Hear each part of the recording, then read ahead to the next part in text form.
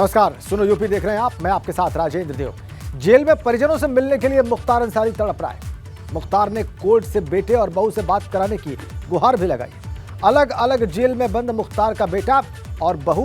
मुख्तार अंसारी ने कोर्ट को प्रार्थना पत्र भी सौंपा है और बहू निकहत अंसारी चित्रकूट जेल में बंद है। आपको बताएं, मुख्तार का बेटा अब्बास अंसारी कासगंज जेल में बंद है। फर्जी एम्बुलेंस मामले में वीडियो कॉन्फ्रेंसिंग के जरिए यह पेशी हो रही थी और इसमें अपने परिवार को लेकर चिंतित दिखाई दिया मुख्तार अंसारी और कोर्ट से गुहार लगाई कि फोन पर बात कराई जाए परिवार के लोगों से। और जैसा कि हम आपको बता रहे हैं, बेटा अब्बास अंसारी कासगंज जेल में बंद है, बहू निकहत अंसारी चित्रकूट जेल में बंद है। फर्जी एम्बुलेंस मामले में वीडियो कॉन्फ्रेंसिंग के जरिए पेशी हो रही थी मुख्तार अंसारी की और इसी दौरान ये गुहार लगाई गई। अलग अलग जेलों में बंद है मुख्तार के बेटे और बहू। बेटे और बहू से बात कराने की गुहार लगाई कोर्ट से मुख्तार अंसारी ने।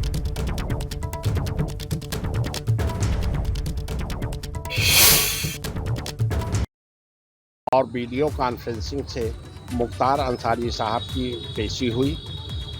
मुख्तार अंसारी से बांदा में आज पुलिस ने 161 CRPC का बयान दर्ज किया और उन्होंने बताया कि ईडी भी आई थी जांच के लिए और मुख्तार अंसारी साहब की तरफ से एक प्रार्थना पत्र दिया गया। उस प्रार्थना पत्र में ये प्रार्थना की गई है कि उनकी बहू निकहत अंसारी जो अन्य जेल में है और पुत्र अब्बास अंसारी दूसरी जेल में है, उनसे इलेक्ट्रॉनिक इंस्ट्रूमेंट्स के माध्यम से संवाद कराया जाए जो जेल मैनुअल के अनुसार विधिक है। आगे बढ़ते हैं। 2024 के लोकसभा चुनाव को लेकर समाजवादी पार्टी का महामंथन आज भी जारी रहेगा। अखिलेश कल से ही लोकसभा प्रभारियों के साथ बैठक कर रहे हैं और यह बैठक आज भी जारी रहेगी। अखिलेश यादव ने कुछ लोकसभा प्रभारियों को आज भी बुलाया है। कल जिलों में मतदाता सूची की गड़बड़ियों से संबंधित बैठक में कई लोकसभा प्रभारी हुए थे शामिल। 2024 के लोकसभा चुनाव के मद्देनजर सभी लोकसभा प्रभारियों की बैठक को बहुत महत्वपूर्ण समझा जा रहा है। इस बैठक में अखिलेश यादव की रथ यात्रा को लेकर भी एक रणनीति बनेगी। तो महामंथन आज भी जारी रहेगा। समाजवादी पार्टी का लखनऊ में अखिलेश यादव खुद मंथन कर रहे हैं अपने वरिष्ठ नेताओं के साथ, प्रभारियों के साथ। आज भी लोकसभा प्रभारियों के साथ मंथन उनका जारी रहेगा और उनकी रथ यात्रा को लेकर भी आज रणनीति बनेगी। वोटर लिस्ट में जो गड़बड़ियां हैं उसको लोकसभा चुनाव से पहले ठीक कराने को लेकर भी इसमें बातचीत की जा रही है। कई लोकसभा प्रभारी कल भी बैठक में शामिल हुए थे। आइए आपको 2024 के लिए अखिलेश यादव का प्लान बताते हैं। यूपी की सभी 80 सीटों को जीतने पर समाजवादी पार्टी और अखिलेश यादव का फोकस है। दलित और पिछड़ों की हिस्सेदारी बढ़ाने पर भी जोर है समाजवादी पार्टी के पक्ष में। ऐसे ही सॉफ्ट हिंदुत्व के साथ जातिगत गठजोड़ की भी रणनीति है और सॉफ्ट हिंदुत्व से दलित और पिछड़ों को जोड़ने का प्लान है।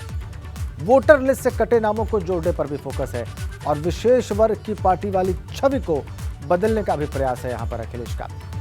MY समीकरण को पार्टी से जोड़े रखने की रणनीति भी है और हर बूथ स्तर के पदाधिकारी को ट्रेनिंग दी जाए, इसकी भी तैयारी। 2024 से पहले संगठन को और मजबूत करने पर जोर है। हर बूथ पर जीत की रणनीति बनाने के साथ आगे बढ़ने का प्लान है और जो गढ़ की सीटें हैं जहां पर समाजवादी पार्टी परंपरागत रूप से अच्छा करती आई है, उन पर नए सिरे से योजना बनाना चाहते हैं अखिलेश और उनका दल लोकसभा चुनाव के लिए।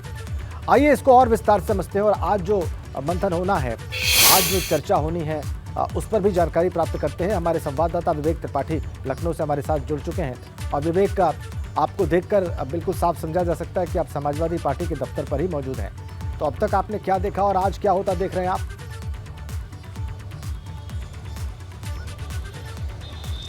देखिए राजेंद्र, कल अखिलेश यादव ने बैठक की थी, उसमें शिवपाल सिंह यादव भी थे, राजेंद्र चौधरी भी थे और प्रदेश अध्यक्ष नरेश पटेल थे। इसके अलावा कुछ ऐसे एक्सपर्ट्स बुलाए गए थे जिनको वोटर लिस्ट की अच्छी जानकारी है। उसमें कुछ रिटायर्ड जो निर्वाचन आयोग से जुड़े हुए कुछ लोग हैं, राज्य निर्वाचन आयोग से जुड़े हुए, ये बता रहे हैं कि वो भी मौजूद थे, जिनको वोटर लिस्ट के बारे में अच्छी जानकारी है कि कैसे नाम जोड़े जाने हैं, नाम शामिल कराने हैं, ट्रांसफ़र कराने हैं। मान लीजिए कोई एक वार्ड से दूसरे वार्ड पर ट्रांसफ़र हो जाता है, एक विधानसभा क्षेत्र से दूसरे विधानसभा क्षेत्र में जो किराएदार हैं, किराए पर रहते हैं ज़्यादातर ऐसे लोग, उनके नाम कैसे दूसरी जगह पर ट्रांसफ़र कराने हैं। लोकसभा जो क्षेत्र है उससे भी अगर ट्रांसफ़र हो जाता है नाम, तो किस तरह से उसको नाम शामिल करवाना है वोटर लिस्ट में, इस बात को लेकर चर्चा हुई थी। करीब 4 घंटे तक बैठक चली थी।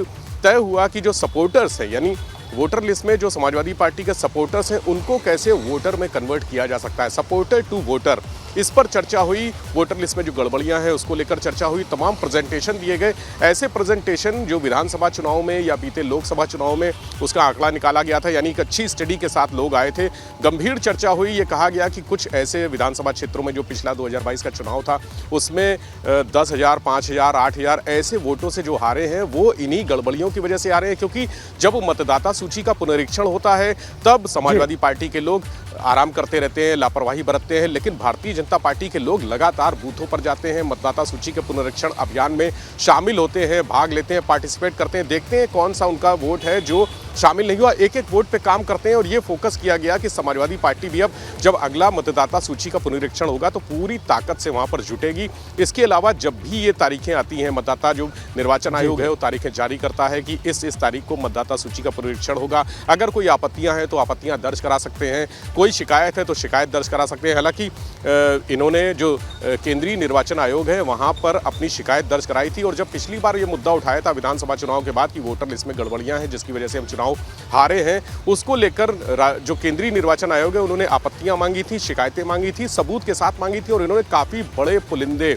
कई गट्ठर दिए थे वहां जाके केंद्रीय निर्वाचन आयोग को, और कहा था कि ये शिकायतें और उसके आधार पर जो सबूत है वो सबूत हैं। हालांकि उसका अभी तक कोई भी नतीजा नहीं निकला है, इसमें कोई आगे सुनवाई नहीं हुई है, कोई कार्रवाई नहीं हुई है। लेकिन अब चूंकि 2024 का चुनाव समाजवादी पार्टी के करो या मरो है, 2027 का एक तरह से ये लिटमस टेस्ट भी है कि 2027 में पार्टी का भविष्य क्या होगा, अखिलेश यादव का भविष्य क्या होगा। ऐसे में 2024 में वो चाहते हैं कि कुछ ना कुछ ऐसी परिस्थितियां हासिल कर ली जाएं जिससे 27 में स्थिति मजबूत हो और समाजवादी पार्टी जो एक बड़ा महागठबंधन बनाने के लिए कोशिशें कर रही है उसमें उसकी स्थिति मजबूत हो सके। तो वोटर लिस्ट को लेकर तमाम चीज़ें जो कल हुई वो आज भी जारी रहेंगी। कल कई लोकसभा के प्रभारियों को बुलाया गया था, उनसे जो अभियान चलाए गए थे वोटर लिस्ट को लेकर कि गड़बड़ियां कहाँ पर है, कितने लोग उनकी पार्टी से जुड़े लोग हैं या उनके समर्थक हैं, उनके नाम सूची में नहीं शामिल हैं, उनका पूरा डिटेल लेकर आए। कल इस डिटेल को लेकर अच्छी स्टडी हुई गया है और इसमें पूरी स्टडी करने के बाद लोग वहां पर पहुंचे बैठक में,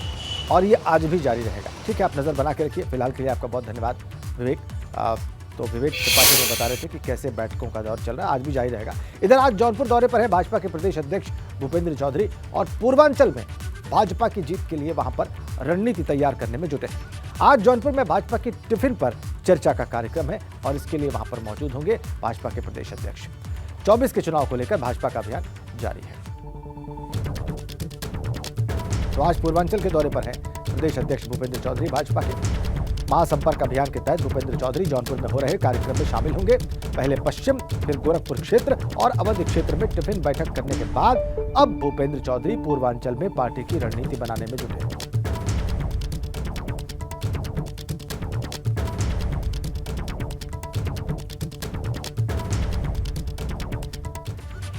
उद्देश्य क्या है इस टिफिन प्लान का, ये जो बैठक चल रही है, आइए आपको बताते हैं। 2024 की चुनावी रणनीति पर चर्चा करने का मकसद है सभी जो 80 सीटें हैं उसको जीतने की रणनीति बनाने का मकसद है। जो लोकसभा सीटें जहां पर बीजेपी कमजोर है या पिछले दिनों कमजोर प्रदर्शन हुआ है उन पर चर्चा किए जाना इसका मकसद है, और रेड जोन वाली लोकसभा सीटों पर भी चर्चा होगी। कम अंतर से जहां पर सीटों को जीता गया उन सीटों को लेकर भी इस टिफिन पर चर्चा कार्यक्रम में मंथन किया जाएगा, और इसके अलावा रूठे जो कार्यकर्ता है, जो नाराज कार्यकर्ता है, उनको मनाने पर भी जोर होगा टिफिन पर बैठक के जरिए। घर बैठे कार्यकर्ताओं के लिए भी यह अभियान होगा और हर बूथ पर जीत की रणनीति पर जोर होगा भारतीय जनता पार्टी का और उनके प्रदेश अध्यक्ष का। ऐसे ही दलित पिछड़े वोटर्स को साथ जोड़ना भी इसका मकसद होगा, और भाजपा सरकार के कामकाज पर भी टिफिन पर बैठक में बात की जाएगी, ताकि कार्यकर्ता जब लोगों के पास जाएं तो उन्हें सरकार की उपलब्धियों को बता सकें। आइए अब आपको वाराणसी लिए चलते हैं। हमारे संवाददाता नवीन पांडे वहां से इस वक्त हमारे साथ जुड़े हुए हैं, और जो पूर्वांचल में भाजपा के प्रदेश अध्यक्ष की मौजूदगी है, रणनीति बनाने का जो उनका कार्यक्रम है, कार्यकर्ताओं का जो उत्साह है, उसके बारे में आपको विस्तार से बताने जा रहे हैं। क्या जानकारी मिल रही है आपको इस बैठक से जुड़ी हुई नवीन? जी बिल्कुल, क्योंकि जिस तरह से पूर्वांचल काफ़ी अहम सीट रही है बीजेपी के लिए और काफ़ी अहम माना भी जाता है, लिहाजा प्रदेश अध्यक्ष खुद इस सीट पर की दावेदारी के लिए और सीट को मजबूत करने के लिए पूर्वांचल की सीट को लगातार बैठक कर रहे हैं और फीडबैक ले रहे हैं, क्योंकि महाजनसंपर्क अभियान चल रहा है और बीजेपी के तमाम कार्यक्रम चलाए जा रहे हैं। महीने भर का कार्यक्रम है, उन कार्यक्रमों को किस तरह से चलाया जाए, किस तरह से कार्यक्रम को आगे बढ़ाया जाए, कार्यकर्ता जो रूठे हैं उनको कैसे मनाया जाए, इसके साथ साथ जो हारी हुई सीट है उस पर कैसे मजबूती से दावा पेश किया जाए, उसको लेकर आज प्रदेश अध्यक्ष जौनपुर पहुंचे हुए हैं और टिफिन बैठक कर रहे हैं। और टिफिन बैठक के माध्यम से जो भी सीट हारी गई है उस पर रणनीति बनाई जाएगी, इसके साथ साथ रूठे कार्यकर्ताओं को मनाया जाएगा, तमाम कार्यक्रम किए जा रहे हैं। इसके साथ आपको बता दें कि जिस तरह से प्रदेश अध्यक्ष पूर्वांचल दौरे पर आए थे तो वाराणसी भी पहुंचे थे। वाराणसी में उनका काफ़ी बैठक इस संयुक्त मोर्चा सम्मेलन का आयोजन किया गया था, जिसमें ये तय किया गया कि किस तरह से महाजनसंपर्क अभियान में घर घर लोगों से संपर्क करना और घर घर पहुंच के सरकार की योजनाओं को बताना। इसके साथ साथ 27 मई को प्रधानमंत्री वर्चुअल कार्यक्रम भी करने वाले हैं महाजनसंपर्क अभियान को लेकर, उसकी भी रणनीति तय की गई थी। तो तमाम कार्यक्रम जो बीजेपी के महाजनसंपर्क अभियान के तहत चल रहे हैं उसका फीडबैक भी प्रदेश अध्यक्ष द्वारा लिया जा रहा है कि अब तक कार्यकर्ताओं और नेताओं ने जनता के बीच कैसे पहुंचने का काम किया है और क्या पहुंच के उनको सरकार द्वारा की गई उपलब्धि को बताने का काम किया है कि नहीं। इसके साथ साथ टिफिन बैठक आज जौनपुर में आयोजित की गई है। चूँकि जौनपुर बीजेपी के लिए काफ़ी अच्छी सीट नहीं रही है, लेकिन 2024 का चुनाव आने वाला है, उस चुनाव को देखते हुए जौनपुर में आज बैठक का आयोजन किया गया है कि सीट जो जौनपुर में बीजेपी नहीं जीत पाई है उस सीट को कैसे जीतने का काम किया जाए। लिहाजा आज टिफिन बैठक में वो चर्चा होगी, उसके बाद रूठे कार्यकर्ता हैं उनको कैसे मनाया जाए, इस सारे रणनीति पर चर्चा करने के लिए आज प्रदेश अध्यक्ष खुद पहुंचे हुए हैं जौनपुर और टिफिन बैठक का आयोजन किया गया है। इसके साथ ही पूर्वांचल दौरे पर हैं और पूर्वांचल में बीजेपी को पकड़ को मजबूत करने के लिए प्रदेश अध्यक्ष फुल फील्ड में निकले हुए हैं। तो फिलहाल बीजेपी की तरफ से महाजनसंपर्क अभियान की चलाया जा रहा है और महाजनसंपर्क अभियान के तहत जो भी कार्यक्रम हो रहे हैं वो जनता के बीच कैसे पहुंचा जाए उस पर चुनौती बनी हुई है। लिहाजा प्रदेश अध्यक्ष खुद पहुंच के जनता के बीच योजनाएं कैसे पहुंचे इसका फीडबैक ले रहे हैं और जनता के बीच कार्यकर्ता पहुंचे, बूथ को कैसे मजबूत किया जाए, इन सारे विषयों पर रणनीति बनाई जा रही है। लिहाजा आज जौनपुर में टिफिन बैठक का आयोजन किया गया है और टिफिन बैठक के माध्यम से जौनपुर की जो सीट है उस पर पकड़ बनाने के काम किया जाएगा। तो फिलहाल टिफिन बैठक का आयोजन जौनपुर में किया जाएगा और टिफिन बैठक के माध्यम से ही जो रणनीति है बीजेपी की वो बनाने का काम प्रदेश अध्यक्ष द्वारा किया जाएगा, क्योंकि जौनपुर की सीट काफी अहम बताई जा रही है और बीजेपी इस बार पूर्वांचल की कोई भी रणनीति भी बनाई जा रही है, कार्यकर्ताओं की नाराजगी भी दूर की जा रही है, उनको जनता के बीच में क्या बातें लेकर जाना है इस पर भी चर्चा की जा रही है। बहुत धन्यवाद आपका नवीन पांडे इन तमाम जानकारियों के लिए। तो जौनपुर में आज भाजपा के प्रदेश अध्यक्ष और आपको बताएं कि 2024 में जीत के लिए भाजपा के ओबीसी मोर्चा का भी अभियान चल रहा है। सभी 17 नगर निगमों में भाजपा की धन्यवाद मोदी रैली है और आज शाहजहांपुर में भाजपा की धन्यवाद मोदी रैली है। इस कार्यक्रम में बीजेपी के पिछड़ा वर्ग मोर्चा के नेता मौजूद रहेंगे। शाहजहांपुर में यह रैली पिछड़ा वर्ग मोर्चा की धन्यवाद मोदी, सभी 17 नगर निगमों में यह कार्यक्रम है भारतीय जनता पार्टी का इसी नाम से। और 9 वर्ष जो पूरे हुए हैं मोदी सरकार के, इसकी उपलब्धियों को इन कार्यक्रमों के जरिए भारतीय जनता पार्टी लोगों तक पहुंचा रही है। पिछड़ा वर्ग मोर्चा इसके लिए सक्रिय है और आज वो कार्यक्रम करने जा रहा है शाहजहांपुर में। इसके अलावा बीजेपी हर नगर निगम में धन्यवाद मोदी रैली करेगी। शाहजहांपुर से इसका आगाज आज से होने जा रहा है। अब ओबीसी प्लान क्या है 2024 विजय का, आइए आपको बताते हैं। 2024 में जीत के लिए भाजपा के ओबीसी मोर्चा का अभियान है। सभी 17 नगर निगमों में भाजपा की धन्यवाद मोदी रैली है। ओबीसी वर्ग को पार्टी के साथ जोड़ने का प्रयास है, बड़ी मुहिम है।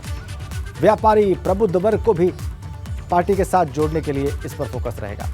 भाजपा का सभी 80 सीटों को जीतने का लक्ष्य है मिशन 80 के तहत और मोदी सरकार के 9 वर्षों के कामकाज की उपलब्धियों को भी जनता तक पहुंचाने के प्रयास किए जाएंगे इन कार्यक्रमों के जरिए। ये है ओबीसी मोर्चा प्लान भारतीय जनता पार्टी का 2024 के लिए। आगे बढ़ेंगे एक बड़ी अपडेट के साथ। नेपाल की सीमा से लगे जिले के मदरसों की जांच शुरू। जी, मदरसों की आय के स्रोत का पता लगाने के लिए यह जांच की जाएगी। अल्पसंख्यक कल्याण विभाग 4 सदस्यों की 2 टीमें बनाएगा और 13 जुलाई तक मदरसों की आय की जांच पूरी हो जाएगी। नेपाल सीमा के 9 जिलों के मदरसों की जांच होगी। बलरामपुर में आज और कल मदरसों की जांच होगी। 19 और 20 जून को सिद्धार्थनगर के मदरसों की जांच होगी। ऐसे ही 20 और 21 जून को पीलीभीत के मदरसों की जांच होगी और 26 और 27 जून को मऊ के मदरसे जांच के दायरे में आएंगे।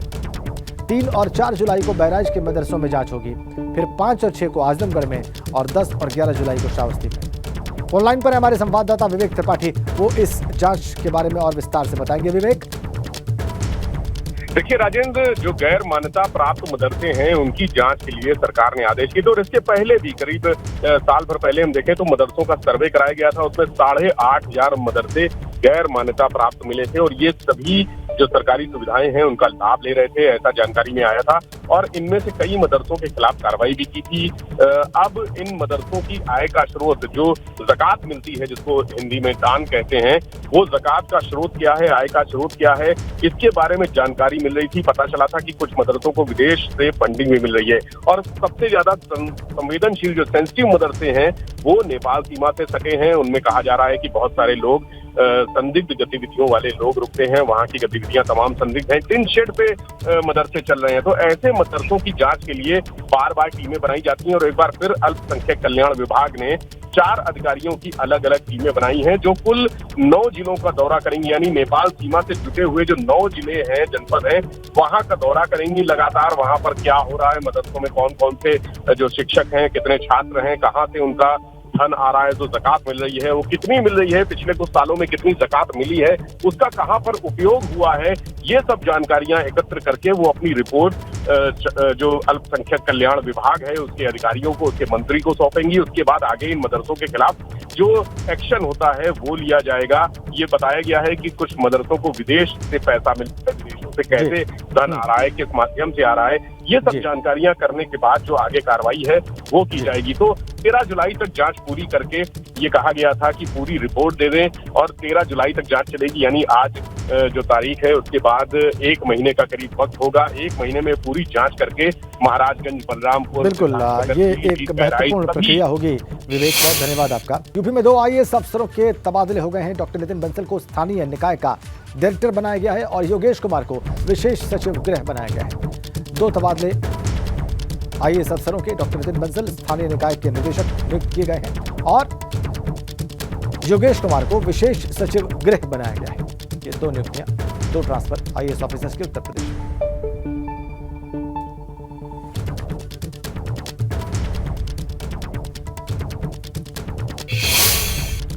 आगे बढ़ेंगे, श्रावस्ती से खबर है, वहां पर भाजपा युवा मोर्चा के जिला उपाध्यक्ष की हत्या कर दी गई है। भाजपा नेता माता प्रसाद गुप्ता की कुल्हाड़ी से हत्या की गई।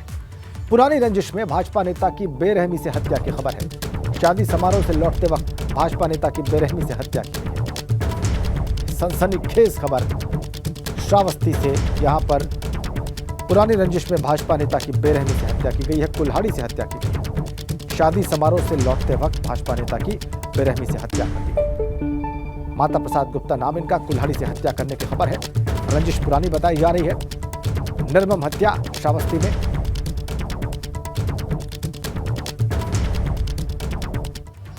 इसी बड़ी अपडेट के साथ सोनो यूपी में फिलहाल इतना ही।